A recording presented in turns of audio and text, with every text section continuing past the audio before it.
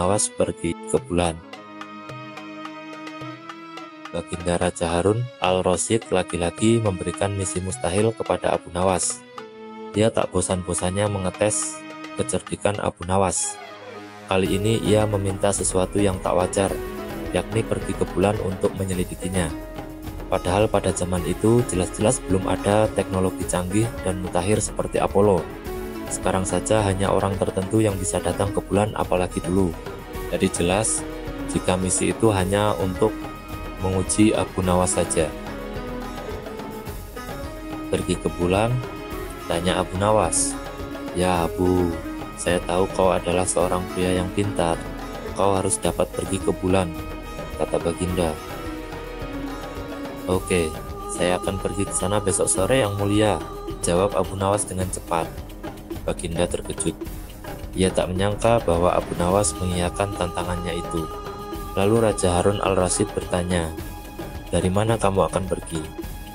Dari rumahku, jawab Abu Nawas enteng.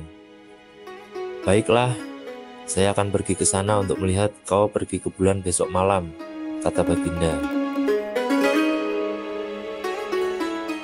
Malam itu Raja berikut para menterinya pergi ke rumah Abu Nawas. Bulan purnama bersinar dengan terang. Bintang-bintang menyebar berkilauan di seluruh penjuru langit. Ketika Raja dan para menterinya tiba di sana, Abu Nawas sudah tak ada di rumah. Mereka hanya bertemu dengan istrinya. Di mana Abu Nawas? Tanya Raja. Dia baru berangkat ke bulan yang mulia. Dia berkata kalau akan kembali segera, jawab istri Abu Nawas. Bagaimana cara Abu Nawas pergi ke bulan? Tanya salah satu menteri penasaran. Dia memanjat pohon palem di sebelah sana dan akan kembali melalui pohon palem itu juga, jawab sang istri. Baginda dan para menteri kemudian menghampiri pohon palem yang ditunjukkan istrinya. Terlihat bayangan seorang yang sedang turun dari pohon itu. Apakah itu kau Abu Nawas? Tanya Raja. Iya, ini saya Abu Nawas, Baginda jawabnya. Apakah kau menyelidiki bulan dari pohon palem itu? Tanya Raja. Tidak, saya melakukan penyelidikan ketika bulan mencapai tanah. Pohon hanya sekadar tangga lewat untuk saya pergi ke bulan, jawab Abu Nawas. Raja Harun al-Rasyid pun tersenyum dengan perkataan Abu Nawas. Dia kemudian menanyakan apa yang dilihatnya di sana. Tanah dan gunung-gunung. Tidak ada tumbuhan di sana, kata Abu Nawas. Masih tak percaya, Baginda pun meminta saksi yang bisa menjelaskan jika memang Abu Nawas pergi ke bulan dan tahu apa jawaban Abu Nawas. Ia bahkan mengatakan tak cuma bisa memberikan 3 atau 5 saksi, ia bisa memberikan 10 hingga ribuan kesaksian. Siapa mereka yang bersaksi? Tanya Baginda. Abu Nawas kemudian mengarahkan jarinya ke langit. Bintang-bintang adalah saksiku. Jika Anda tidak mempercayaiku, Anda dapat menanyakan langsung kepada mereka, kata Abu Nawas dengan yakin. Mendengar jawaban itu, Raja tertawa. Mengapa kau tak menunggu kami menyaksikan kau pergi ke bulan? Tanya Raja. Anda terlambat, Yang Mulia. Saya hanya dapat pergi ke bulan pada waktu tertentu saja.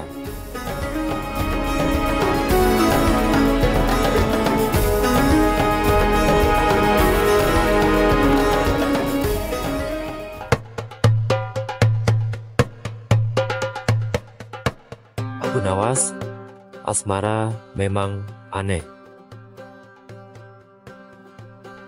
Suatu ketika, Raja Harun al-Rasyid dirundung kesedihan yang mendalam. Karena secara tak terduga, Pangeran Putra Mahkota jatuh sakit. Sudah banyak tabib didatangkan untuk memeriksa dan mengobati, tapi tak ada seorang pun yang mampu menyembuhkannya. Akhirnya, Raja mengadakan sayembara. Sayembara boleh diikuti oleh rakyat dari semua golongan, tidak terkecuali oleh para penduduk negeri tetangga. Sayembara yang menyediakan hadiah menggiurkan itu dalam waktu beberapa hari berhasil menyerap ratusan peserta. Namun tak satu pun dari mereka berhasil mengobati penyakit sang pangeran. Akhirnya sebagai sahabat dekat, Abu Nawas menawarkan jasa baik untuk menolong sang putra mahkota. Baginda Harun al-Rasyid menerima usul itu dengan penuh harap. Abu Nawas sadar bahwa dirinya bukanlah tabib. Maka dari itu ia tidak membawa peralatan apa-apa.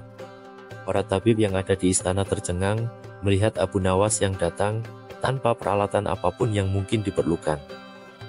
Mereka berpikir, mungkinkah orang macam Abu Nawas ini bisa mengobati penyakit sang pangeran, sedangkan para tabib terkenal dan berpengalaman dengan peralatan yang lengkap saja tidak sanggup. Bahkan penyakit apa yang dideritanya tidak ada yang tahu. Abu Nawas merasa bahwa seluruh perhatian tertuju padanya. Namun Abu Nawas tidak begitu mempedulikannya. Abu Nawas dipersilahkan memasuki kamar pangeran yang sedang terbaring. Ia menghampiri sang pangeran dan duduk di sisinya. Setelah Abu Nawas dan sang pangeran saling pandang beberapa saat, Abu Nawas berkata, "Saya membutuhkan seseorang yang di masa mudanya sering mengembara ke seluruh pelosok negeri." Orang yang diinginkan Abu Nawas pun segera didatangkan. Sebutkan satu persatu nama-nama desa di daerah selatan. Perintah Abu Nawas kepada orang tua itu. Ketika orang tua itu menyebutkan nama-nama desa bagian selatan, Abu Nawas menempelkan telinganya ke dada sang pangeran. Kemudian Abu Nawas memerintahkan agar menyebutkan nama-nama desa di bagian utara, barat, dan timur. Setelah semua bagian negeri disebutkan, Abu Nawas mohon agar diizinkan mengunjungi sebuah desa di sebelah utara. Raja merasa heran. "Engkau kuundang ke sini bukan untuk bertamasya, Abu Nawas. Hamba tidak bermaksud berlibur, yang mulia. Tetapi aku belum paham. Maafkan hamba, Paduka yang mulia. Kurang bijaksana rasanya bila hamba jelaskan sekarang." Keesokan harinya, Abu Nawas pun pergi ke desa di bagian utara negeri selama 2 hari. Sekembali dari desa itu, Abu Nawas menemui sang pangeran dan membisikkan sesuatu, kemudian menempelkan telinganya ke dada sang pangeran. Lalu Abu Nawas menghadap raja. "Apakah yang mulia menginginkan sang pangeran sembuh seperti sedia kala? Apa maksudmu?" Raja balas bertanya. "Sang pangeran sedang jatuh cinta pada seorang gadis yang tinggal di pelosok desa di sebelah utara negeri ini." Abu Nawas menjelaskan, "Bagaimana kau tahu? Ketika nama-nama desa di seluruh negeri disebutkan, tiba-tiba degup jantungnya bertambah keras ketika mendengarkan nama sebuah desa di bagian utara negeri ini. Dan sang pangeran tidak berani mengutarakannya kepada Baginda. Pangeran takut kepada Baginda karena telah jatuh cinta pada seorang gadis dari kalangan rakyat biasa. Lalu apa yang harus aku lakukan? Mengawinkan pangeran dengan gadis desa itu? Kalau tidak, tawar raja ragu-ragu. Cinta itu buta yang mulia. Bila kita tidak berusaha mengobati kebutaannya, maka ia akan mati." Rupanya saran Abu Nawas tidak bisa ditolak. Sang pangeran adalah putra mahkota yang merupakan pewaris kerajaan Bani Abbas. Abu Nawas benar. Begitu mendengar persetujuan sang raja, sang pangeran berangsur-angsur pulih. Dan Raja Harun al-Rasyid pun menepati janjinya, mengawinkan pangeran dengan gadis itu. Sebagai tanda terima kasih, raja memberi Abu Nawas sebuah cincin permata yang amat indah.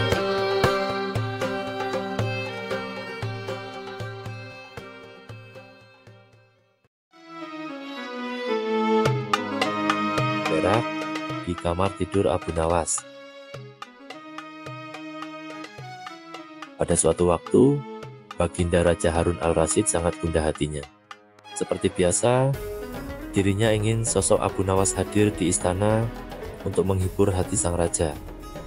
Namun, setelah beberapa kali dipanggil, Abu Nawas belum juga menampakkan batang hidungnya, entah kenapa. Setelah lama berpikir, akhirnya Baginda Raja menemukan cara agar Abu Nawas bisa hadir di istana kerajaan. Raja menyuruh 3 orang prajurit untuk pergi ke rumah Abu Nawas dan buang air besar di tempat tidurnya. Pasti nanti Abu Nawas akan datang ke istana untuk mengadu. Pengawal, pergilah ke rumah Abu Nawas dan beraklah di tempat tidurnya, dan kalau kalian berhasil, maka masing-masing akan aku berikan uang 1000 dirham, titah raja. "Jaulat Paduka," jawab ketiga pengawal itu secara bersamaan. Sementara itu duduk di sebelahnya ada penasihat yang mendengar obrolan rajanya dengan ketiga pengawal itu. Karena berhubung tugas yang diberikan kepada 3 anak buahnya yang agak aneh, penasihat memberanikan diri untuk bertanya kepada sang raja. Maaf Paduka, bukankah tugas yang diberikan itu tampak aneh dan menghina? Tanyanya. Memang benar, tapi itulah siasatku agar Abu Nawas segera hadir ke istana. Jawab Baginda. Apakah gerangan rencana Baginda? Tanya Patih. Nanti kamu akan segera mengetahuinya. Sekarang, kamu ikuti ketiga anak buahmu itu, intailah mereka. Dan sampaikan kepada Abu Nawas, bila dia berhasil menggagalkan tugas pengawalnya, maka Abu Nawas akan aku beri uang 3.000 dirham, dan ia boleh memukul utusanku itu, titah raja. Dengan perasaan yang masih bingung, penasehat segera melaksanakan perintah raja. Dia segera berkemas dan menuju ke rumah Abu Nawas. Tidak beberapa lama kemudian, utusan Baginda Raja Harun ar-Rasyid sudah tiba di depan pintu rumah Abu Nawas. Kami diutus oleh Baginda Raja untuk buang air besar di tempat tidurmu. Karena ini perintah raja, kamu tidak boleh menolak, kata salah satu utusan itu. Saya sama sekali tidak keberatan. Silakan saja kalau kalian mampu melaksanakan perintah raja, jawab Abu Nawas dengan santainya. Betul? Tanya utusan raja. Iya, silakan saja, sahut Abu Nawas. Abu Nawas mengawasi orang-orang itu beranjak ke tempat tidurnya dengan berat. Berat di tempat tidurku. Betul-betul kelewatan, guman Abu Nawas dalam hati. Abu Nawas memutar otaknya, bagaimana caranya agar para utusan itu mengurungkan niatnya. Setelah berpikir beberapa saat, Abu Nawas akhirnya menemukan cara untuk menggagalkan tugas para utusan itu. Pada saat para utusan itu hendak bersiap-siap buang air besar, mendadak Abu Nawas berkata dari balik jendela kamar, "Hai para utusan raja, ada yang lupa saya sampaikan kepada kalian," kata Abu Nawas. "Apa itu?" tanya salah satu utusan raja. "Saya ingatkan supaya kalian jangan melebihi perintah Baginda Raja. Jika kalian melanggar, saya akan pukul kalian dengan sebuah pentungan besar, dan setelah itu saya akan laporkan kepada Baginda bahwa kalian melanggar perintahnya," jawab Abu Nawas dengan serius. Dengan cekatan, Abu Nawas segera mengambil sebatang kayu besar yang ada di dapur rumahnya. Bahkan kini Abu Nawas sudah membawa pentungan kayu besar itu. "Hai, apa maksudmu tadi Abu Nawas?" tanya salah satu utusan. "Ingat, perintah raja hanya buang air besar saja dan tidak boleh lebih dari itu," jawab Abu Nawas. "Iya, benar," jawab utusan itu. "Aku ulangi lagi, hanya buang air besar saja, tidak boleh lebih. Ingat, tidak boleh kencing, tidak boleh buka celana, tidak boleh cebok, hanya buang air besar saja," tegas Abu Nawas dengan seriusnya. "Mana mungkin? Itu tidak mungkin. Kami juga harus buka celana dan kencing," jawab salah satu utusan. "Aku akan pukul kalian sekeras-kerasnya jika kalian melanggar perintah raja," sahut Abu Nawas. Para utusan itu saling pandang kebingungan dengan ucapan Abu Nawas itu. Tiba-tiba ada suara seseorang yang memanggil Abu Nawas. "Abu Nawas." Karena ada suara yang sudah tidak asing lagi didengar, Abu Nawas serta para utusan segera berkumpul untuk menemui asal suara itu.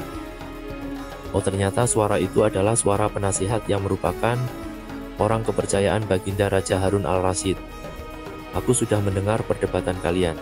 Baginda Raja memang memerintahkan para utusan untuk berak di tempat tidurmu. Jika 3 orang ini sanggup, mereka masing-masing akan mendapatkan 1.000 dirham. Jika mereka gagal, maka mereka boleh engkau pukul sesuka hatimu," kata penasihat. "Oh, begitu.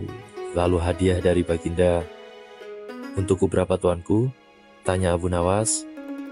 "Sekarang juga engkau boleh menghadap Baginda Raja untuk menerima 3.000 dirham, jawab penasihat. "Hah?" Abu Nawas kaget disertai rasa gembira. Segera saja Abu Nawas mengambil pentungan, lalu 3 orang utusan yang mau buang air besar tadi dipentungi pantatnya. "Apa kalian mau buang air besar di tempat tidurku?" "Hah?" Ketiga utusan itu lari terbirit-birit. Penasihat dan Abu Nawas tertawa terpingkal-pingkal dibuatnya. Sesaat setelah itu, penasihat berkata, "Abu Nawas, Baginda sangat yakin kau dapat mengatasi masalah ini. Baginda memang menginginkan kehadiranmu di istana untuk menghibur hatinya yang saat ini sedang gundah gulana. Abu Nawas menyetujuinya, dan setelah semua persiapan dilakukan, mereka segera berangkat menuju istana. Ada-ada saja akal Abu Nawas ini.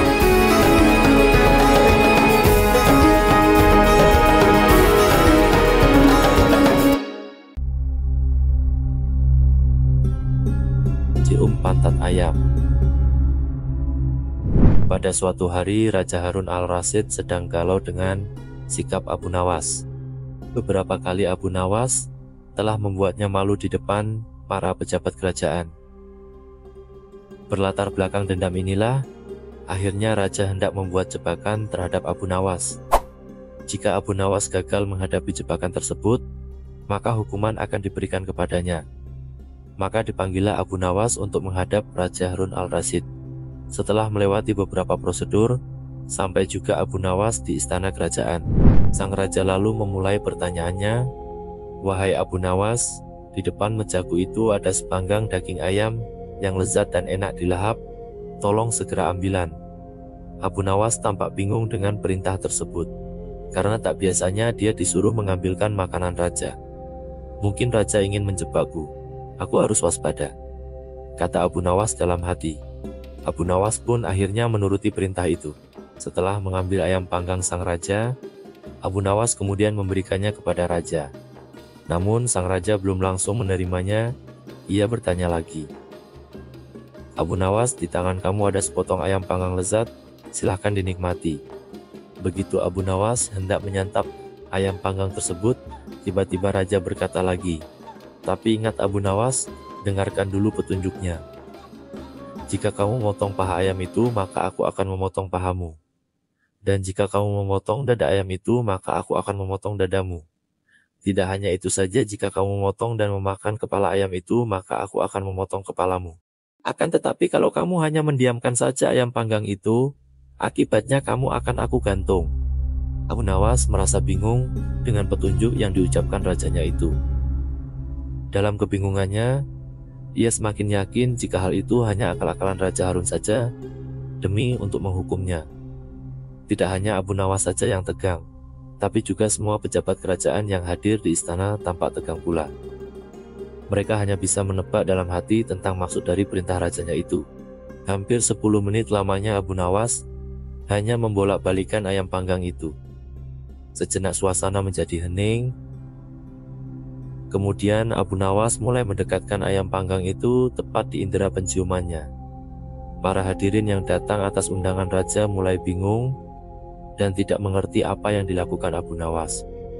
Kemudian terlihat Abu Nawas mendekatkan indera penciumannya tepat di bagian pantat daging ayam bakar yang kelihatan sangat lezat itu. Beberapa menit kemudian ia mencium bagian pantat ayam bakar itu. Setelah selesai mencium pantat ayam bakar itu, kemudian Abu Nawas berkata, "Jika saya harus memotong paha ayam ini, maka Baginda akan memotong pahaku. Jika saya harus memotong dada ayam ini, maka Baginda akan memotong dadaku. Jika saya harus memakan dan memotong kepala ayam ini, Baginda akan memotong kepalaku. Tetapi coba lihat, yang saya lakukan adalah mencium pantat ayam ini," kata Abu Nawas. "Apa maksudmu, wahai Abu Nawas?" tanya Baginda. "Maksud saya adalah, kalau saya melakukan demikian, maka Baginda juga akan membalasnya demikian, layaknya ayam ini. Nah, saya hanya mencium pantat ayam panggang ini saja, maka Baginda juga harus melakukan hal yang sama pula kepada hamba," jelas Abu Nawas. Sontak saja penjelasan Abu Nawas itu membuat suasana yang tegang menjadi tampak tak menentu. Para pejabat yang hadir menahan tawa, tetapi ragu-ragu karena takut dihukum raja. Sementara itu, raja yang mendengar ucapan Abu Nawas mulai memerah mukanya. Raja tampak malu untuk kesekian kalinya. Untuk menutupi rasa malunya itu, beliau memerintahkan Abu Nawas untuk pulang dan membawa pergi ayam panggang yang lezat itu. "Wahai Abu Nawas, cepat pulanglah, jangan sampai aku berubah pikiran," kata raja. Setibanya di rumah, ia mengundang beberapa tetangganya untuk berpesta ayam panggang. Untuk kesekian kalinya, Abu Nawas sukses mempermalukan Raja Harun al-Rasyid di depan para pejabat kerajaan.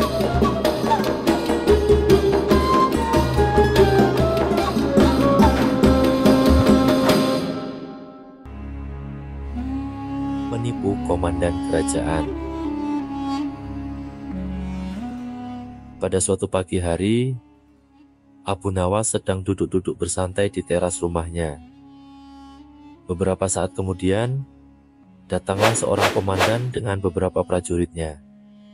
Sang komandan bertanya, "Selamat pagi, tahukah kamu di mana aku bisa menemukan tempat untuk bersenang-senang di daerah sekitar sini?" "Kalau tidak salah di sebelah sana," jawab Abu Nawas. "Di manakah tempat itu?" tanya salah seorang prajurit dengan sifat yang tidak menghargai.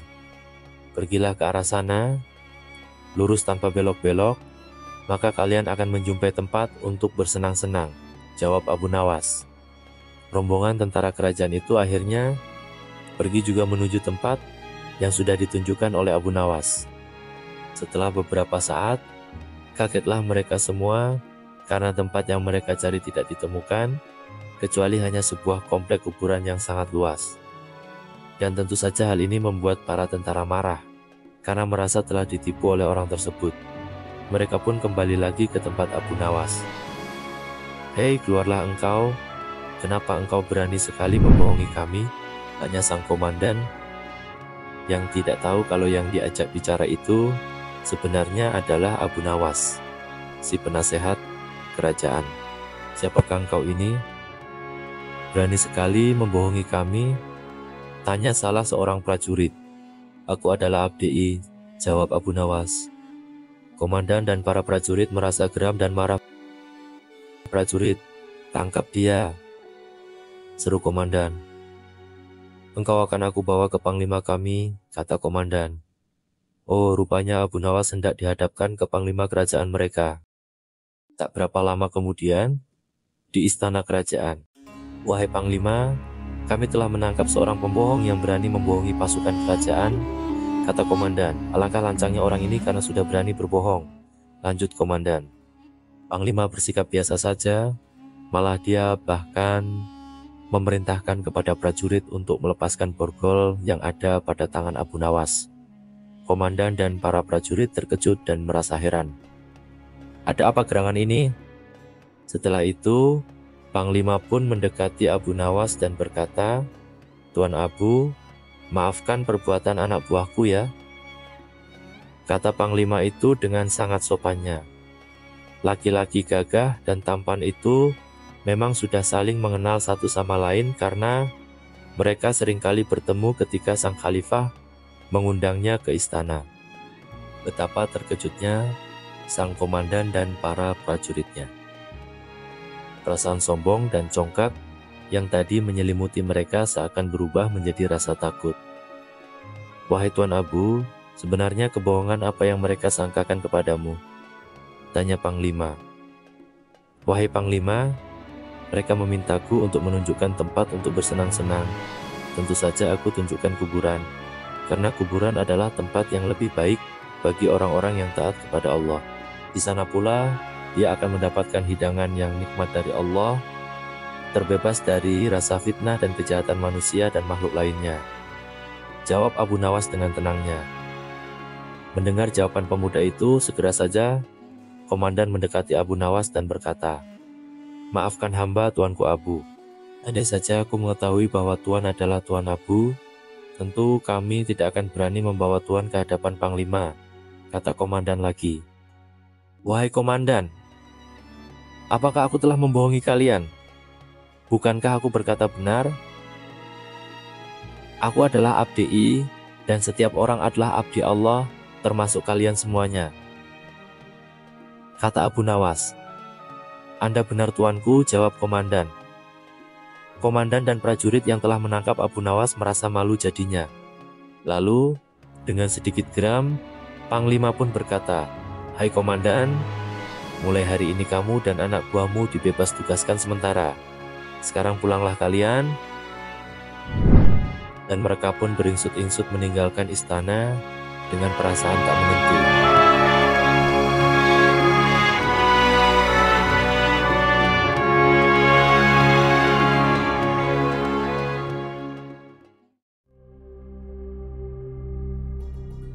Cerita Abu Nawas membangun istana di awan. Abu Nawas belum kembali. Kata istrinya, ia bersama seorang pendeta dan seorang ahli yoga sedang melakukan pengembaraan suci. Padahal saat ini Baginda amat membutuhkan bantuan Abu Nawas. Beberapa hari terakhir ini Baginda merencanakan membangun istana di awang-awang karena sebagian dari raja-raja negeri sahabat telah membangun bangunan-bangunan yang luar biasa. Baginda tidak ingin menunggu Abu Nawas lebih lama lagi. Beliau mengutus beberapa orang kepercayaannya untuk mencari Abu Nawas. Mereka tidak berhasil menemukan Abu Nawas karena Abu Nawas ternyata sudah berada di rumah ketika mereka baru berangkat. Abu Nawas menghadap Baginda Raja Harun al-Rasyid. Baginda amat riang. Saking gembiranya, beliau mengajak Abu Nawas bergurau. Setelah saling tukar-menukar cerita-cerita lucu, lalu Baginda mulai mengutarakan rencananya. Aku sangat ingin membangun istana di awang-awang agar aku lebih terkenal di antara raja-raja yang lain. Adakah kemungkinan keinginanku itu terwujud, wahai Abu Nawas?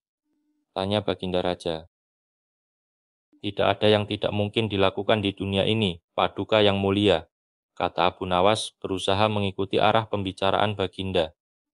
Kalau menurut pendapatmu hal itu tidak mustahil diwujudkan, maka aku serahkan sepenuhnya tugas ini kepadamu, kata Baginda puas. Abu Nawas terperanjat. Ia menyesal telah mengatakan kemungkinan mewujudkan istana di awang-awang. Tetapi, nasi telah menjadi bubur. Kata-kata yang telah terlanjur didengar oleh Baginda tidak mungkin ditarik kembali. Baginda memberi waktu Abu Nawas beberapa minggu. Rasanya tak ada yang lebih berat bagi Abu Nawas, kecuali tugas yang diembannya sekarang.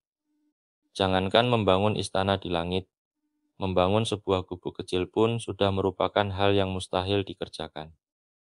Hanya Tuhan saja yang mampu melakukannya, gumam Abu Nawas. Hari-hari berlalu seperti biasa. Tak ada yang dikerjakan Abu Nawas kecuali memikirkan bagaimana membuat Baginda merasa yakin kalau yang dibangun itu benar-benar istana di langit. Seluruh ingatannya dikerahkan dan dihubung-hubungkan. Abu Nawas bahkan berusaha menjangkau masa kanak-kanaknya. Sampai ia ingat bahwa dulu ia pernah bermain layang-layang, dan inilah yang membuat Abu Nawas girang. Abu Nawas tidak menyia-nyiakan waktu lagi.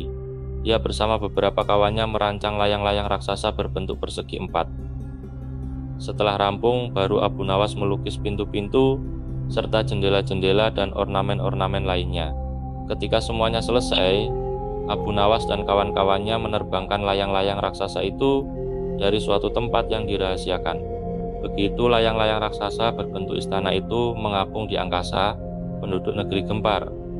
Baginda Raja girang bukan kepalang. Benarkah Abu Nawas berhasil membangun istana di langit? Dengan tidak sabar, beliau didampingi beberapa orang pengawal, bergegas menemui Abu Nawas. Abu Nawas berkata dengan bangga, Paduka yang mulia, istana pesanan Paduka telah rampung. Abu Nawas merendah. Kau benar-benar hebat, wahai Abu Nawas. Terima kasih, Baginda yang mulia. Lalu bagaimana caranya aku ke sana? Dengan tambang Paduka yang mulia, kata Abu Nawas dengan tenang. Kalau begitu siapkan tambang itu sekarang. Aku ingin segera melihat istanaku dari dekat, kata Baginda tidak sabar. Ampun Paduka yang mulia, hamba kemarin lupa memasang tambang itu, sehingga seorang kawan hamba tertinggal di sana dan tidak bisa turun. Abu Nawas mulai berkelit. Bagaimana dengan engkau sendiri Abu Nawas? Dengan apa engkau turun ke bumi? Tanya Baginda. Dengan menggunakan sayap yang mulia, kata Abu Nawas dengan bangga. Kalau begitu, buatkan aku sayap, supaya aku bisa terbang ke sana. Paduka yang mulia, sayap itu hanya bisa diciptakan dalam mimpi, kata Abu Nawas menjelaskan. Engkau berani mengatakan aku gila sepertimu? Tanya Baginda sambil melotot. Ya, Baginda, kurang lebih seperti itu, jawab Abu Nawas tangkas. Apa maksudmu? Baginda tahu bahwa membangun istana di awang-awang adalah pekerjaan yang mustahil dilaksanakan, tetapi Baginda tetap menyuruh hamba mengerjakannya, sedangkan hamba juga tahu bahwa pekerjaan itu mustahil dikerjakan. Tetapi hamba tetap menyanggupi titah Baginda yang tidak masuk akal itu, kata Abu Nawas berusaha menjelaskan kepada Baginda Raja. Tanpa menoleh, Baginda Raja kembali ke istana diiringi para pengawalnya. Abu Nawas berdiri sendirian sambil memandang ke atas, melihat istana terapung di awang-awang. "Sebenarnya siapa di antara kita yang gila?" tanya Baginda mulai jengkel. "Hamba kira kita berdua sama-sama tidak waras, tuanku," jawab Abu Nawas tanpa ragu.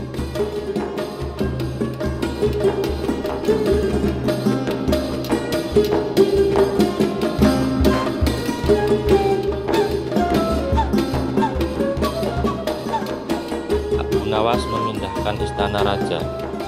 Baginda Raja baru saja membaca kitab tentang kehebatan Raja Sulaiman yang mampu memerintahkan para jin untuk memindahkan singgasana Ratu Bilqis di dekat istananya. Baginda tiba-tiba merasa tertarik. Hatinya mulai tergelitik untuk melakukan hal yang sama. Mendadak, beliau ingin istananya dipindahkan ke atas gunung, agar bisa lebih leluasa menikmati pemandangan di sekitar. Dan bukankah hal itu tidak mustahil bisa dilakukan, karena ada Abu Nawas yang amat cerdik di negerinya. Tanpa membuang waktu, Abu Nawas segera dipanggil untuk menghadap Baginda Raja Harun al-Rasyid. Setelah Abu Nawas dihadapkan, Raja pun berkata kepada Abu Nawas, "Abu Nawas, engkau harus memindahkan istanaku ke atas gunung, agar aku bisa lebih leluasa melihat negeriku," kata Baginda sambil melirik reaksi Abu Nawas.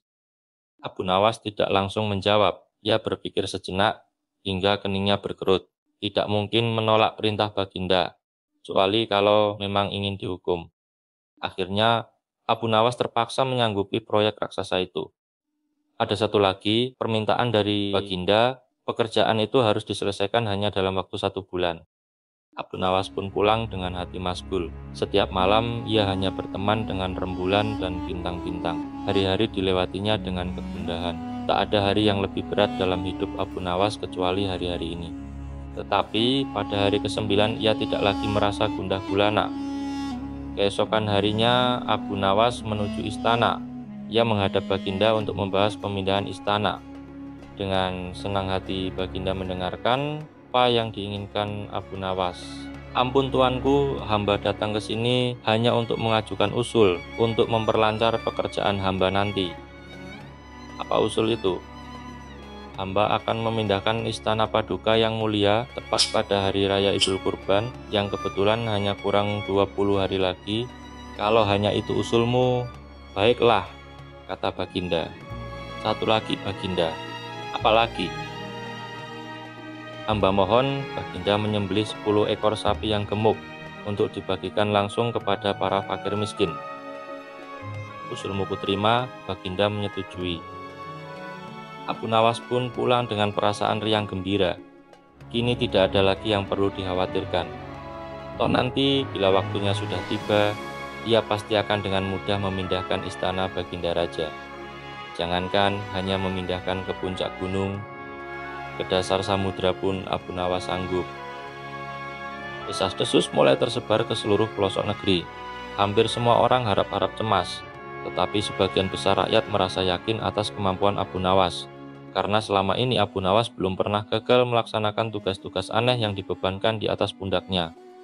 Namun, ada beberapa orang yang meragukan keberhasilan Abu Nawas kali ini. Saat-saat yang dinanti-nantikan pun tiba. Rakyat berbondong-bondong menuju lapangan untuk melakukan salat hari raya Idul Adha. Dan seusai salat, 10 sapi sumbangan Baginda Raja disembelih, lalu dimasak, kemudian segera dibagikan kepada fakir miskin. Kini giliran Abu Nawas yang harus melaksanakan tugas berat itu. Abu Nawas berjalan menuju istana, diikuti oleh orang banyak. Sesampai di depan istana, Abu Nawas bertanya kepada Baginda Raja, "Ampun tuanku yang mulia, apakah istana sudah tidak ada orangnya lagi?" tanya Abu Nawas. "Tidak ada," jawab Baginda Raja singkat. Kemudian Abu Nawas berjalan beberapa langkah mendekati istana. Ia berdiri sambil memandangi istana. Abu Nawas berdiri mematung. Setelah beberapa lama, Baginda Raja tidak sabar. "Abu Nawas, mengapa engkau belum juga mengangkat istana?" tanya Baginda Raja. "Hamba sudah siap sejak tadi, Baginda." "Apa maksudmu engkau sudah siap sejak tadi? Kalau engkau sudah siap, Lalu apa yang kau tunggu? Tanya Baginda, masih diliputi perasaan heran. Hamba menunggu istana Paduka yang mulia diangkat oleh seluruh rakyat yang hadir untuk diletakkan di atas pundak hamba. Setelah itu, hamba tentu akan memindahkan istana Paduka yang mulia ke atas gunung, sesuai dengan perintah Paduka, kata Abu Nawas. Baginda Raja Harun al-Rasyid terpana. Beliau tidak menyangka jawaban Abu Nawas. Bagaimana mungkin Abu Nawas masih bisa terhindar dari hukumannya? Baginda pun segera melenggang pergi, masuk ke dalam istana diikuti pengawalnya.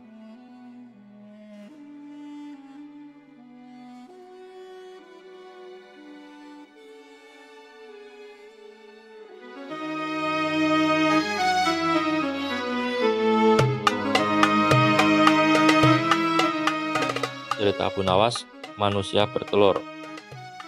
Sudah bertahun-tahun Baginda Raja Harun al-Rasyid ingin mengalahkan Abu Nawas. Namun perangkap-perangkap yang selama ini dibuat, semua bisa diatasi dengan cara-cara yang cemerlang oleh Abu Nawas. Baginda Raja tidak putus asa. Masih ada puluhan jaring muslihat yang telah disiapkannya untuk menjerat dan menghukum Abu Nawas. Baginda Raja beserta para menteri sering mengunjungi tempat pemandian air hangat yang hanya dikunjungi para pangeran, bangsawan, dan orang-orang terkenal. Suatu sore yang cerah, ketika Baginda Raja beserta para menterinya berendam di kolam, beliau berkata kepada para menterinya, "Aku punya akal untuk menjebak Abu Nawas," kata Baginda Raja dengan wajah yang ceria. "Apakah itu, wahai Paduka yang mulia?" tanya salah seorang menteri. "Kalian tak usah tahu dulu. Aku hanya ingin kalian datang lebih dini besok sore. Jangan lupa, datanglah besok sebelum Abu Nawas datang, karena aku akan mengundangnya untuk mandi bersama-sama kita," kata Baginda Raja memberi pengarahan. Baginda Raja memang sengaja tidak menyebutkan tipuan apa yang akan digelar besok. Abu Nawas diundang untuk mandi bersama Baginda Raja dan para menteri di pemandian air hangat yang terkenal itu. Seperti yang telah direncanakan, Baginda Raja dan para menteri sudah datang lebih dahulu. Baginda membawa 19 butir telur ayam. 18 butir dibagikan kepada para menterinya, 1 butir untuk dirinya sendiri. Kemudian Baginda memberi pengarahan singkat tentang apa yang telah direncanakan untuk menjebak Abu Nawas. Ketika Abu Nawas datang, Baginda Raja beserta para menteri sudah berendam di kolam. Abu Nawas melepas pakaian dan langsung ikut berendam. Abu Nawas berharap-harap cemas. Pasti ada sesuatu yang direncanakan Baginda. Kira-kira permainan apa lagi yang akan dihadapi? Mungkin permainan kali ini lebih berat karena Baginda Raja tidak memberi waktu untuk berpikir. Tiba-tiba Baginda Raja membuyarkan lamunan Abu Nawas. Beliau berkata kepada Abu Nawas, "Hai Abu Nawas, aku mengundangmu mandi bersama karena ingin mengajak engkau ikut dalam permainan kami," kata Baginda Raja. "Permainan apakah itu, Paduka yang mulia?" tanya Abu Nawas belum mengerti. "Kita sekali-kali melakukan sesuatu yang secara alami hanya bisa dilakukan oleh binatang. Sebagai manusia, kita harus bisa melakukannya dengan cara kita masing-masing." Hamba belum mengerti, Baginda yang mulia. Abu Nawas agak ketakutan. "Masing-masing dari kita harus bisa bertelur seperti ayam, dan barang siapa yang tidak bisa bertelur, maka ia harus dihukum." Abu Nawas tidak berkata apa-apa. Wajahnya nampak murung. Ia semakin yakin tak akan mudah lolos dari jebakan Baginda. Melihat wajah Abu Nawas murung, wajah Baginda Raja semakin berseri-seri. "Nah, sekarang apalagi yang kita tunggu? Kita menyelam lalu naik ke atas sambil menunjukkan telur kita masing-masing." Baginda Raja dan para menteri mulai menyelam, kemudian naik ke atas satu persatu dengan membawa sebutir telur ayam. Abu Nawas masih di dalam kolam. Ia tentu saja tidak sempat mempersiapkan telur, karena ia memang tidak tahu kalau ia diharuskan bertelur seperti ayam. Kini Abu Nawas tahu kalau Baginda Raja dan para menteri telah mempersiapkan telur, masing-masing 1 butir, karena tak seorang manusia pun yang bisa bertelur dan tidak akan pernah ada. Karena dadanya mulai terasa sesak, Abu Nawas cepat-cepat muncul ke permukaan air. Baginda Raja langsung mendekati Abu Nawas. Abu Nawas nampak tenang, bahkan ia berlaku aneh. Tiba-tiba saja ia mengeluarkan suara seperti ayam jantan berkokok. Keras sekali, sehingga Baginda dan para menterinya merasa heran. Ampun tuanku yang mulia, hamba tidak bisa bertelur seperti Baginda dan para menteri, kata Abu Nawas sambil membungkuk hormat. Kalau begitu, engkau harus dihukum. Tunggu dulu wahai tuanku yang mulia, kata Abu Nawas memohon. Apalagi, hai Abu Nawas? Baginda tidak sabar. Paduka yang mulia, sebelumnya izinkan hamba membela diri. Sebenarnya kalau hamba mau bertelur, hamba tentu mampu. Tetapi hamba merasa menjadi ayam jantan, maka hamba tidak bertelur. Hanya ayam betina saja yang bisa bertelur, kata Abu Nawas yang kemudian berkokok lagi dengan membusungkan dada. Baginda Raja tidak bisa berkata apa-apa. Wajah Baginda dan para menteri yang semula ceria penuh kemenangan, kini mendadak berubah menjadi merah padam karena malu, sebab mereka dianggap ayam betina. Abu Nawas memang cerdik. Karena merasa malu, Baginda Raja Harun al-Rasyid dan para menteri segera berpakaian dan kembali ke istana tanpa mengucapkan sepatah kata pun. Memang Abu Nawas banyak akalnya dan telah diakui oleh para ilmuwan sebagai ahli mantik atau ilmu logika. Gampang saja baginya untuk membolak-balikkan dan mempermainkan kata-kata guna menjatuhkan mental lawan-lawannya. Dan semua itu didapatkannya dengan tidak mudah. Banyak hal yang telah dilewatinya selama hidupnya sampai saat ini.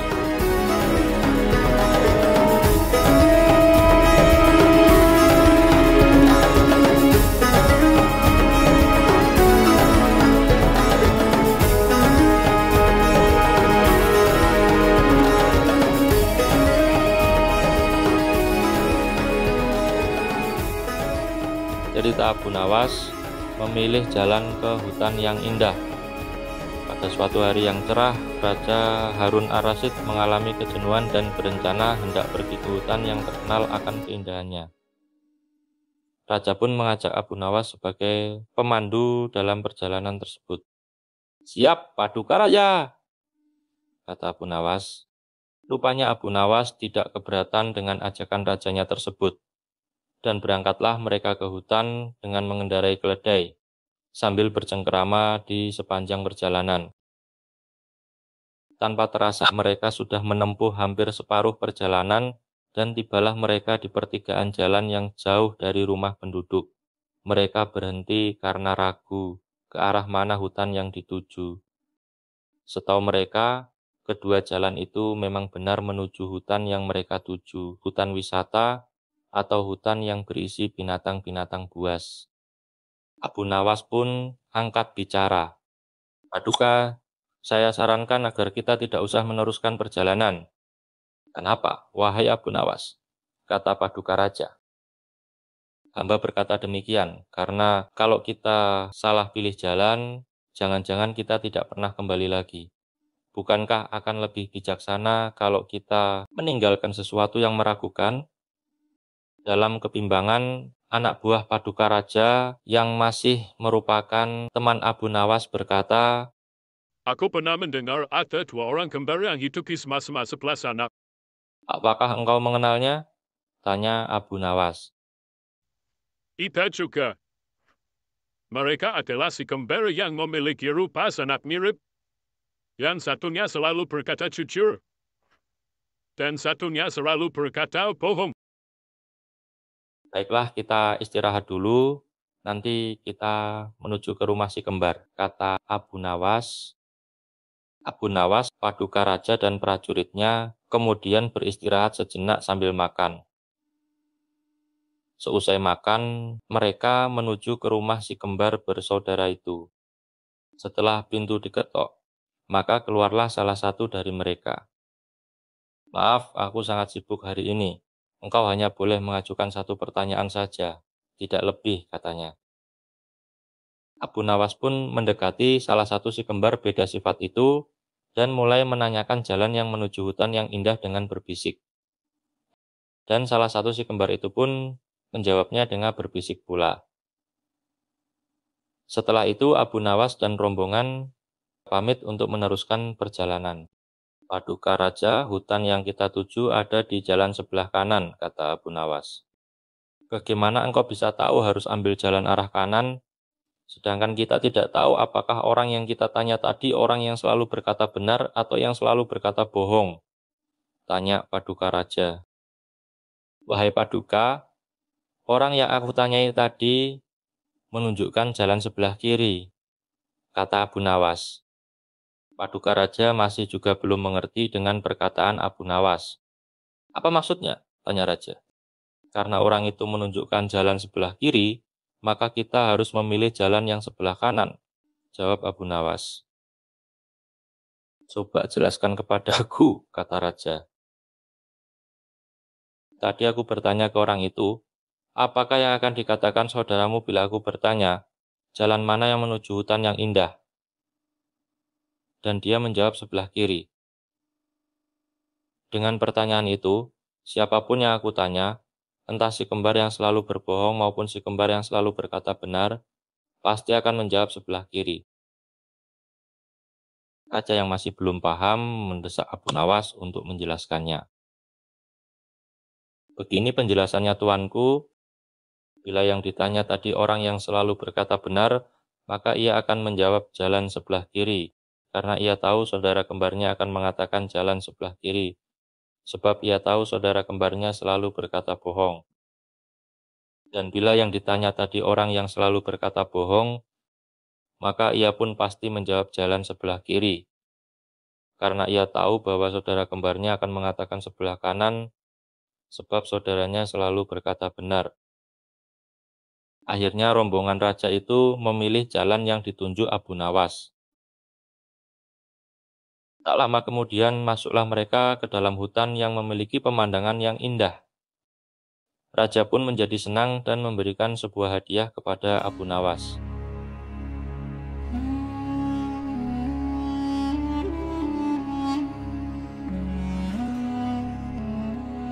Abu Nawas dihukum gantung. Obsesi menghukum Abu Nawas sebenarnya masih bergolak, namun Baginda merasa kehabisan akal untuk menjebak Abu Nawas. Seorang penasihat kerajaan kepercayaan Baginda Raja menyarankan agar Baginda memanggil seorang ilmuwan ulama yang berilmu tinggi untuk menandingi Abu Nawas.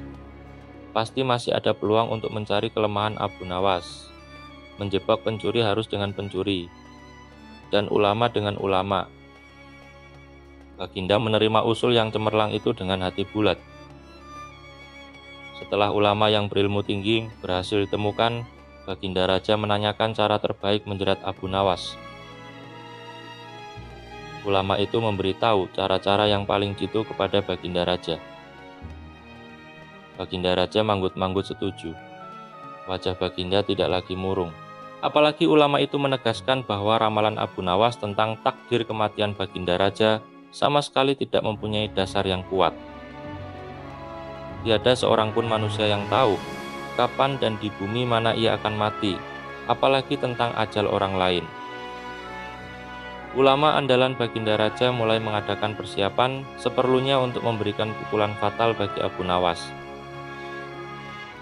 Siasat pun dijalankan sesuai rencana.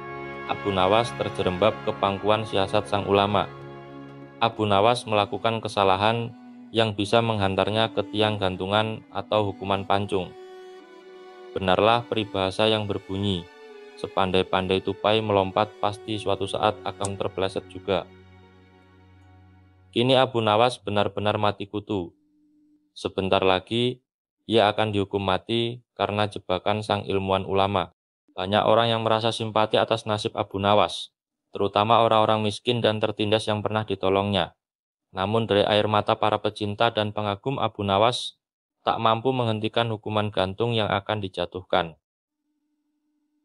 Baginda Raja Harun al-Rasyid benar-benar menikmati kemenangannya. Belum pernah Baginda terlihat seriang sekarang. Hanya satu orang yang tetap tidak yakin bahwa hidup Abu Nawas akan berakhir setragis itu, yaitu istri Abu Nawas. Bukankah Allah lebih dekat daripada urat leher? Tidak ada yang tidak mungkin bagi Allah yang Maha Gagah, dan kematian adalah mutlak urusannya. Semakin dekat hukuman mati bagi Abu Nawas, orang banyak semakin resah. Tetapi bagi Abu Nawas malah sebaliknya. Semakin dekat hukuman bagi dirinya, semakin tenang hatinya.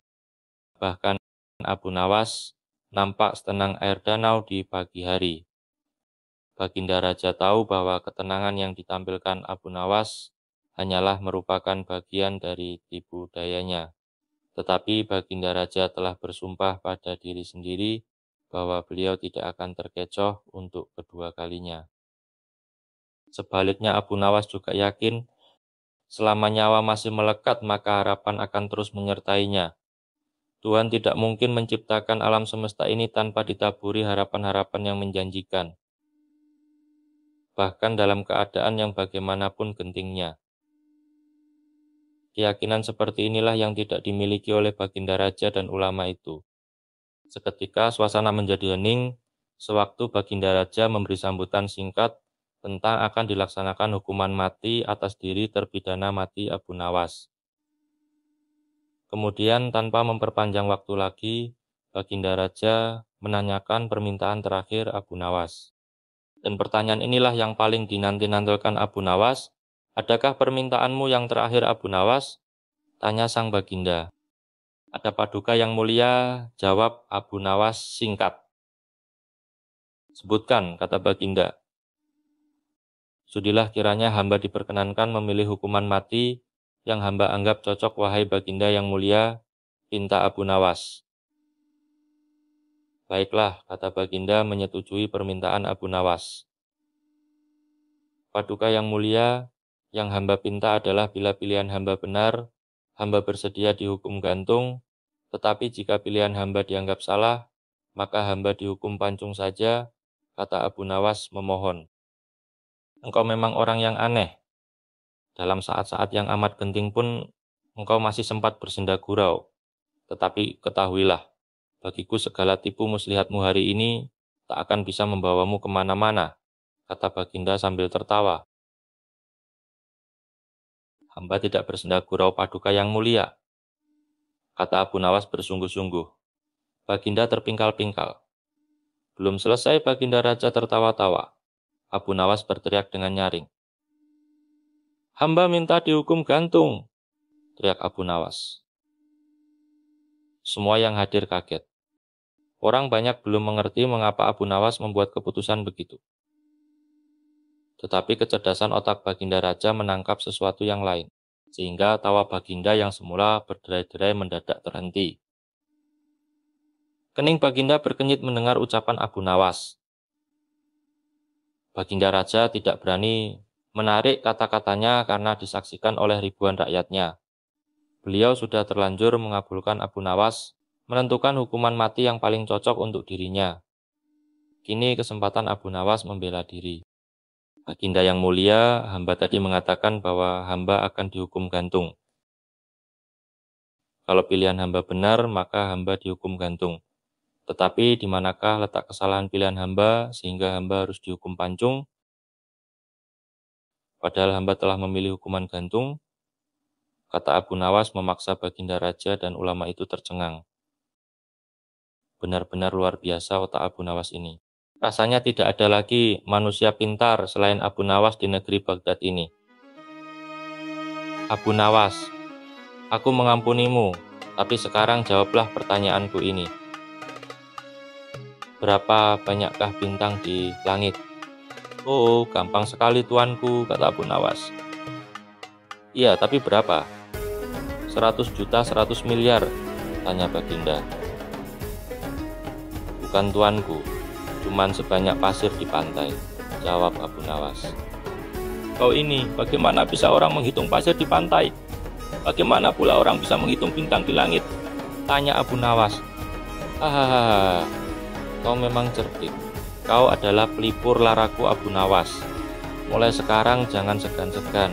Sering-seringlah datang ke istanaku.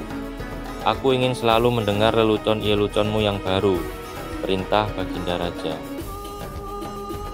Siap Baginda, kata Abu Nawas. Lalu Baginda memerintahkan bendahara kerajaan memberikan sekantong uang kepada manusia terlucu di negerinya itu.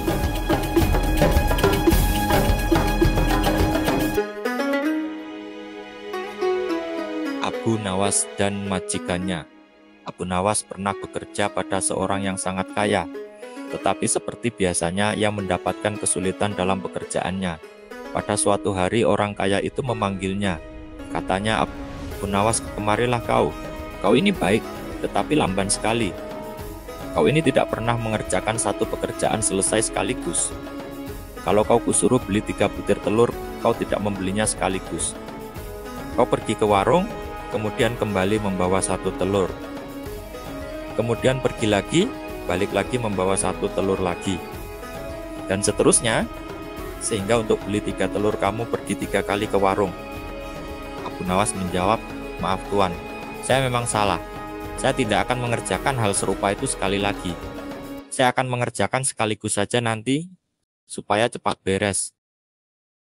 Beberapa waktu kemudian, majikan Abu Nawas itu jatuh sakit, dan ia pun menyuruh Abu Nawas pergi memanggil dokter.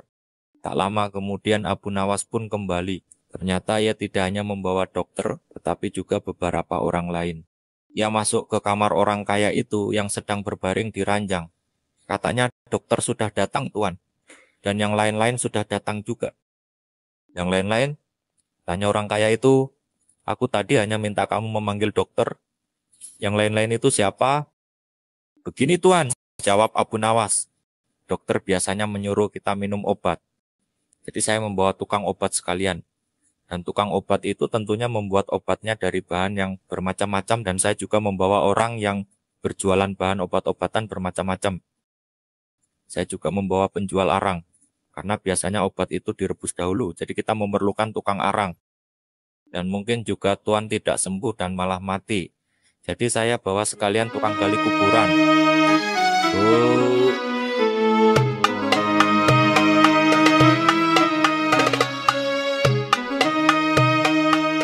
Cerita Abu Nawas menjaga pintu. Suatu hari Abu Nawas kecil ditinggal ibunya untuk pergi ke pasar. Sebelum pergi ibunya berkata kepada Abu Nawas, kalau kamu sedang sendirian di rumah, kamu harus selalu mengawasi pintu rumah dengan penuh kewaspadaan. Jangan biarkan seorang pun yang tidak kamu kenal masuk ke dalam rumah, karena bisa saja mereka itu ternyata pencuri. Abu Nawas memutuskan untuk duduk di samping pintu. 1 jam kemudian pamannya datang.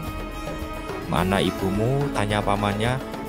Oh, ibu sedang pergi ke pasar, jawab Abu Nawas. Keluargaku akan datang ke sini sore ini. Pergi dan katakan kepada ibumu, jangan pergi kemana-mana sore ini, kata pamannya. Begitu pamannya pergi, Abu Nawas mulai berpikir, ibu menyuruh aku untuk mengawasi pintu, sedangkan paman menyuruhku pergi untuk mencari ibu dan bilang kepada ibu kalau keluarga paman akan datang sore ini. Setelah bingung memikirkan jalan keluarnya, Abu Nawas akhirnya membuat satu keputusan. Dia melepaskan pintu dari engselnya, menggotongnya sambil pergi mencari ibunya.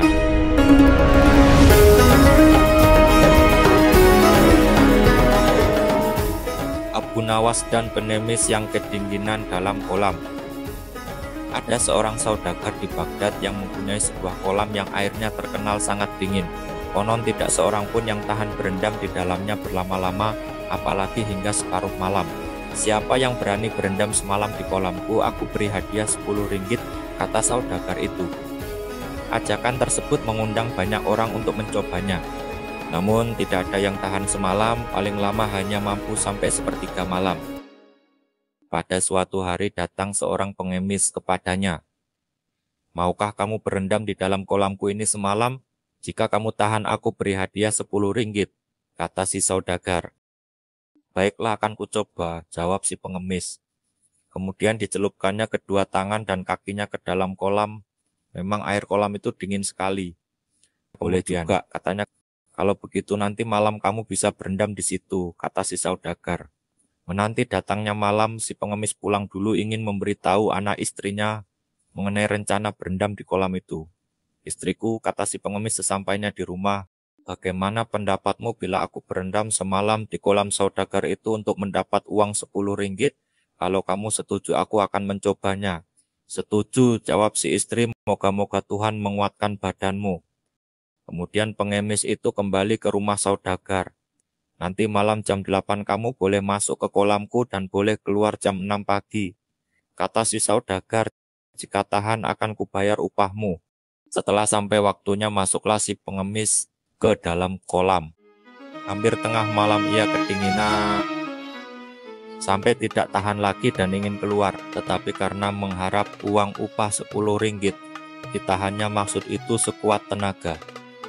Ia kemudian berdoa kepada Tuhan agar airnya tidak terlalu dingin lagi. Ternyata doanya dikabulkan, ia tidak merasa kedinginan lagi. Kira-kira jam 2 pagi anaknya datang menyusul. Ia khawatir jangan-jangan bapaknya mati kedinginan. Hatinya sangat gembira ketika dilihat bapaknya masih hidup. Kemudian ia menyalakan api di tepi kolam dan menunggu sampai pagi. Siang harinya pengemis itu bangkit dari kolam dan buru-buru menemui si saudagar untuk minta upahnya. Namun saudagar itu menolak membayar. Aku tidak mau membayar, karena anakmu membuat api di tepi kolam, kamu pasti tidak kedinginan. Namun si pengemis tidak mau kalah, panas api itu tidak sampai ke badan saya. Selain apinya jauh, saya kan berendam di air. Masa api bisa masuk ke dalam air? Aku tetap tidak mau membayar upahmu. Kata saudagar itu ngotot. Sekarang terserah kamu, mau melapor atau berkelahi denganku, aku tunggu. Dengan perasaan gondok, pengemis itu pulang ke rumah. Sudah kedinginan setengah mati, tidak dapat uang lagi, pikirnya. Ia kemudian mengadukan penipuan itu kepada seorang hakim. Boro-boro pengaduannya didengar, hakim itu malah membenarkan sikap sang saudagar. Lantas ia berusaha menemui orang-orang besar lainnya untuk diajak bicara. Namun ia tetap disalahkan juga. Mana lagi aku akan mengadukan nasibku ini? Kata si pengemis dengan nada putus asa. Ya Allah, Engkau jugalah yang tahu nasib hambamu ini. Mudah-mudahan tiap-tiap orang yang benar Engkau menangkan. Doanya dalam hati. Ia pun berjalan mengikuti langkah kakinya dengan perasaan yang semakin dongkol. Dengan takdir Allah, ia bertemu dengan Abu Nawas di sudut jalan. Hai hamba Allah, tanya Abu Nawas, ketika melihat pengemis itu tampak sangat sedih. Mengapa Anda kelihatan murung sekali? Padahal udara sedemikian cerah. Memang benar hamba sedang dirundung malang, kata si pengemis. Lantas diceritakan musibah yang menimpanya. Jangan sedih lagi, kata Abu Nawas ringan. Insya Allah aku dapat membantu menyelesaikan masalahmu. Besok datanglah ke rumahku dan lihatlah caraku. Niscaya kamu menang dengan izin Allah. Terima kasih banyak Anda bersedia menolongmu, kata si pengemis. Lantas keduanya berpisah. Abu Nawas tidak pulang ke rumah, melainkan menghadap Baginda Sultan di istana. Apa kabar, hai Abu Nawas? Sapa Baginda Sultan begitu melihat batang hidung Abu Nawas. Ada masalah apa gerangan hari ini? Kabar baik, ya Tuanku Syah Alam, jawab Abu Nawas. Jika tidak keberatan, hamba persilahkan Baginda datang ke rumah, sebab hamba punya hajat. Kapan aku mesti datang ke rumahmu? Tanya Baginda Sultan. Hari Senin jam 7 pagi Tuanku, jawab Abu Nawas. Baiklah, kata Sultan, aku pasti datang ke rumahmu. Begitu keluar dari istana, Abu Nawas langsung ke rumah saudagar yang punya kolam, kemudian ke rumah Tuan Hakim dan pembesar-pembesar lainnya yang pernah dihubungi oleh si pengemis. Kepada mereka Abu Nawas menyampaikan undangan untuk datang ke rumahnya Senin depan. Hari Senin yang ditunggu sejak jam 7 pagi rumah Abu Nawas telah penuh dengan tamu yang diundang termasuk Baginda Sultan. Mereka duduk di permadani yang sebelumnya telah digelar oleh tuan rumah, sesuai dengan pangkat dan kedudukan masing-masing. Setelah semuanya terkumpul, Abu Nawas mohon izin kepada Sultan untuk pergi ke belakang rumah. Ia kemudian menggantung sebuah periuk besar pada sebuah pohon, menjerangnya menaruh di atas api. Tunggu punya tunggu, Abu Nawas tidak tampak batang hidungnya. Maka Sultan pun memanggil Abu Nawas. Kemana gerangan si Abu Nawas? Sudah masakkah nasinya atau belum? Gerutu Sultan. Rupanya gerutuan Sultan didengar oleh Abu Nawas. Ia pun menjawab, tunggulah sebentar lagi Tuanku Syah Alam. Baginda pun diam dan duduk kembali. Namun ketika matahari telah sampai ke ubun-ubun, Ternyata Abu Nawas tak juga muncul di hadapan para tamu. Perut Baginda yang buncit itu telah keroncongan. "Hai Abu Nawas, bagaimana dengan masakanmu itu? Aku sudah lapar," kata Baginda.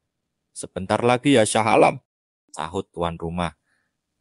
Baginda masih sabar. Ia kemudian duduk kembali. Tetapi ketika waktu zuhur sudah hampir habis, tak juga ada hidangan yang keluar. Baginda tak sabar lagi. Ia pun menyusul Abu Nawas di bagian belakang rumah, diikuti tamu-tamu lainnya. Mereka mau tahu apa sesungguhnya yang dikerjakan tuan rumah. Ternyata Abu Nawas sedang mengipas-ngipas api di tungkunya. "Hai Abu Nawas, mengapa kamu membuat api di bawah pohon seperti itu?" tanya Baginda Sultan. Abu Nawas pun bangkit mendengar pertanyaan Baginda. "Ya Tuanku Shah Alam, hamba sedang memasak nasi. Sebentar lagi juga masak," jawabnya. "Menanak nasi?" tanya Baginda. "Mana periuknya?" "Ada tuanku," jawab Abu Nawas sambil mengangkat mukanya ke atas. "Ada?" tanya Baginda keheranan. "Mana?" Ia mendongakkan mukanya ke atas mengikuti gerak Abu Nawas.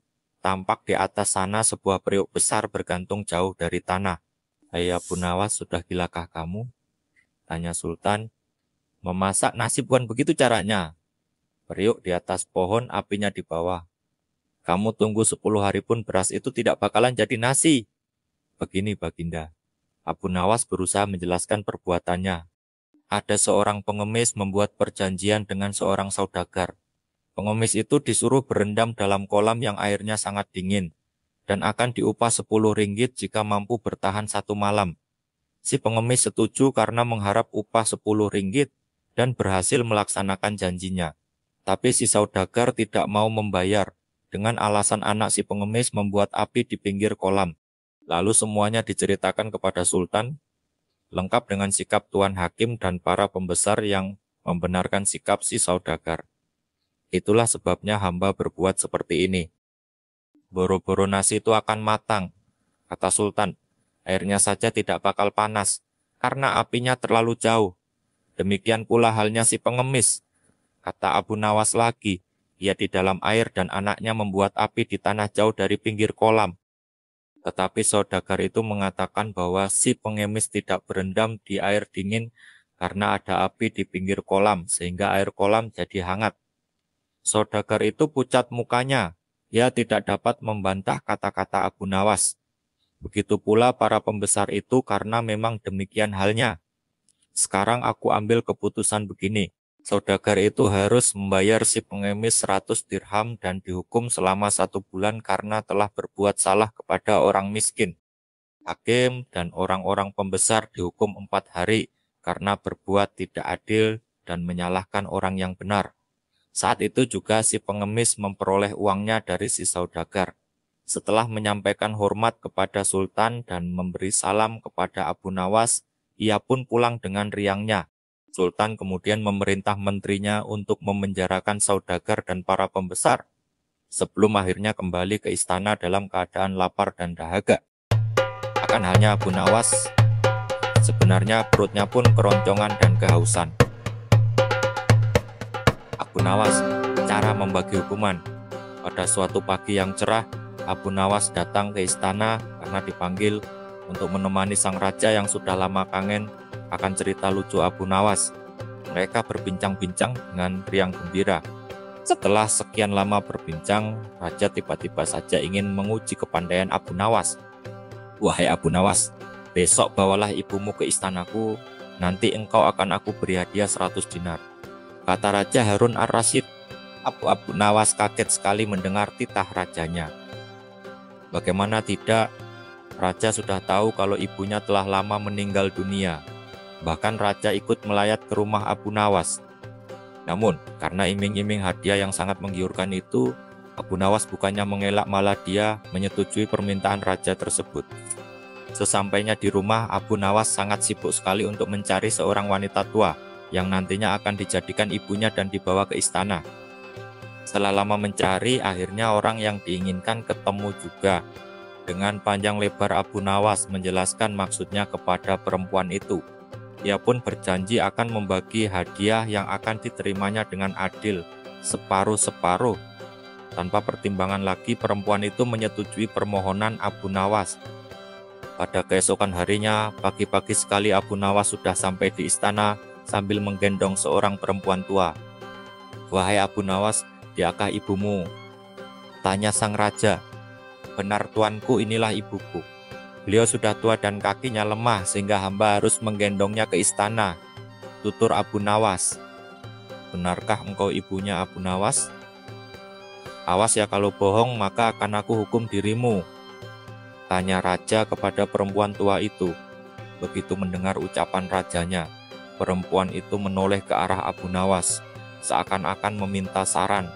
Namun karena Abu Nawas diam saja, ia pun ketakutan sekali, sehingga ia membuat pengakuan yang sebenarnya, bahwa semua itu adalah sandiwara Abu Nawas untuk mendapatkan hadiah dari raja. Raja Harun tertawa cekikian dan akan menghukum Abu Nawas 100 kali pukulan sebagai hukumannya. "Karena engkau berjanji kepadaku akan membawa ibumu ke sini, aku pun berjanji akan memberimu hadiah 100 dinar. Akan tetapi engkau tidak bisa memenuhi janjimu, maka dari itu engkau harus dihukum dengan 100 kali pukulan," kata raja. Dalam kondisi terdesak itu, Abu Nawas dengan susah payah memeras otak agar terhindar dari hukuman. Sejenak kemudian ia sudah menemukan cara ampuh untuk lepas dari hukuman itu. "Wahai tuanku, hamba berjanji dengan perempuan tua itu akan membagi sama rata hadiah yang akan Paduka berikan. Karena sekarang hamba dihukum 100 kali pukulan, biarlah yang 50 pukulan saya terima, sedangkan yang 50 pukulan lagi tolong diberikan kepada perempuan tua itu." Gila Abu Nawas. Dalam hati raja bergumam, jangankan dipukul 50 kali, dipukul 1 kali saja perempuan tua ini tidak akan mampu berdiri. Akhirnya raja mengambil keputusan bahwa uang yang 50 dinar diberikan kepada perempuan tua itu. Dalam keadaan tersebut, Abu Nawas menyela rajanya, "Ampun beribu, ampun Paduka, jika ibuku telah mendapat hadiah dari Paduka, tidak adil kiranya kalau anaknya ini dilupakan begitu saja," protes Abu Nawas. Baiklah, terimalah pula bagianmu ini," kata raja sambil memberikan uang 50 dinar kepada Abu Nawas.